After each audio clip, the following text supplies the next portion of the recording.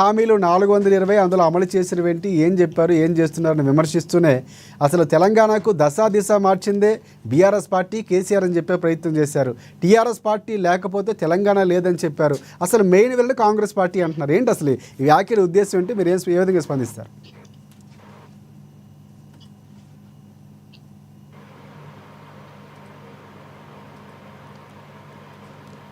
Yes Anil గారు. Hello. Yes వినిపిస్తుంది, చెప్పండి అనిల్ గారు. హలో. ఎస్ అనిల్ గారు, క్లియర్గా ఉంది వాయిస్, మీ వాయిస్ క్లియర్గా ఉంది, చెప్పండి. వినిపిస్తుంది. మధ్యలో టెక్నికల్ ఏమైనా మీకు ఏమైనా సిగ్నల్ ప్రాబ్లం ఉందా?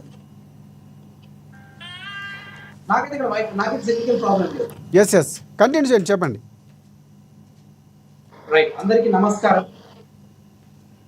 నిజంగా నిన్న సభ నేను కేసీఆర్ గారు ఏం మాట్లాడుతుంది, 17 నెలల ఉత్కంఠ తర్వాత మొదటిసారి ప్రజల్లోకి వచ్చి ఏం మాట్లాడతాడు, అతని 10 సంవత్సరాల ముఖ్యమంత్రి యొక్క అనుభవాన్ని, అదేవిధంగా 8 పుస్తకాలు చదివినటువంటి కేసీఆర్ గారు తన నైపుణ్యాన్ని, తన అనుభవాన్ని ప్రభుత్వంలో ఉన్నటువంటి దిశ దశ చెప్తాడని మేము కూడా ఆశించడం. సరే, ఆయన పబ్లిక్ ప్రజలకు కాంగ్రెస్ పార్టీకి ఏం చెప్పాలనుకున్నాడో తర్వాత విషయం. కానీ అసలు ఫస్ట్ ఆ సభనే ప్రజాస్వామికంగా అనిపించలేదు నాకు. ఫస్ట్ ఆయన పెట్టిన సభనే ప్రజాస్వామ్యంగా అనిపించలేదు. నేను ఒక్క క్వశ్చన్ అడుగుతా. ముందు మనతో బీజేపీ నాయకులు కూడా, సోదరులు కూడా ఉన్నారు, అన్నగారు. అందాక ఆ యొక్క సభ చేయడానికి ఎంత ఖర్చు అవుతుందండి? నాకు తెలిసి అయితే ఒక 100 నుంచి 200 కోట్ల రూపాయలు జరుగుతుంది.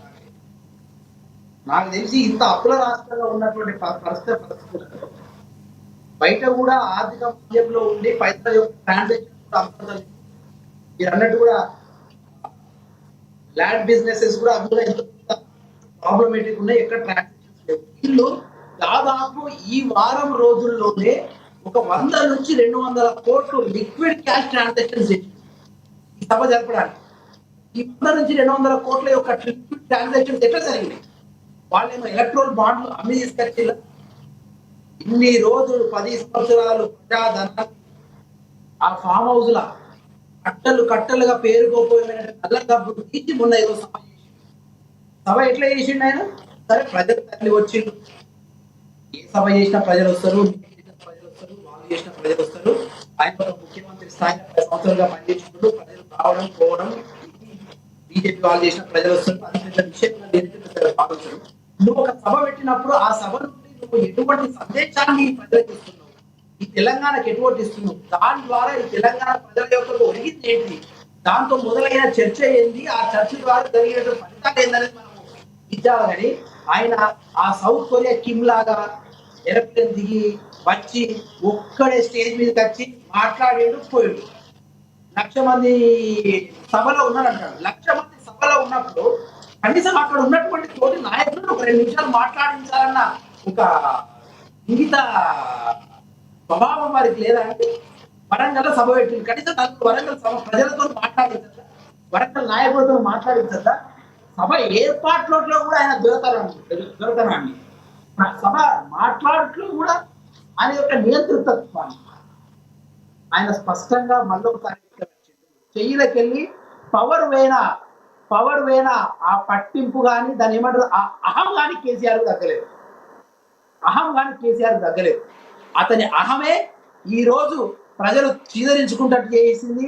మీరు చూడండి, ఇంత అహంతో కూడినటువంటి వ్యక్తిని ఏ రోజు కూడా ప్రకృతి సాధించదు. హిట్లర్ లాంటి వాళ్ళే ఈ యొక్క ప్రజాస్వామ్యంలో కనుమరుగైకుండా పేర్లు. అదే చరిత్రలో కేసీఆర్ కూడా వెళ్ళిపోతాడు ఒక రోజు. ఏందండి ఎందుకంత డిప్రెషన్, ఎందుకంత నిరకుశతో మాటలు ఏంది అదంతా? అసలు దాన్ని ఏదో సభలే కనిపించిందా? ప్రజలకు తరలిచ్చింది తప్ప కానీ దాంట్లో ఏమైనా ఉందా చెప్పుకోవడానికి విషయం? పైసలను పింకాసుల్లాగా కాగితాల్లాగా పారేసి సభ చేసి నేను తలుచుకుంటే 200 కోట్లతో కూడా సభ చేస్తా అన్నది చూపించుకున్నట్టున్నది. కానీ తెలంగాణ ప్రజలకు ఒక దిశానిర్దేశం చేయడం కానీ, మేము 15 నెలలుగా ఈ ప్రభుత్వాన్ని చేస్తుంటే మాకు ఏమైనా సజెషన్ ఇచ్చినట్టు కానీ ఏమి చేయలేదు. ఆయన ఏమన్నాడండి మొన్న మాట్లాడుతుంటా, డూప్లికేట్ గాంధీలా ఎవరి కాళ్ళు మొక్కి తెలంగాణ తెచ్చుకున్నాం. ఆ తెలంగాణ బిల్లు ప్రవేశించినప్పుడు 50 కుటుంబం పోయి ఎవరి కాళ్ళ దగ్గర దాసోహం అని మొక్కిళ్ళు. సోనియా గాంధీ కాళ్ళ దగ్గర వల్లేదను, రాహుల్ గాంధీ గారి కాళ్ళ దగ్గర వల్లేదను. అటువంటి కుటుంబం యొక్క సైద్ధాంతిక గుణాలతోని బిడ్డల త్యాగాలను గౌరవించి తెలంగాణ తెలంగాణ ఇచ్చిన పార్టీని, ఇచ్చిన కుటుంబాన్ని రైట్ అనిల్ గారు. డూప్లికేట్ గాంధీ అంటావా? నువ్వు ఒక డూప్లికేట్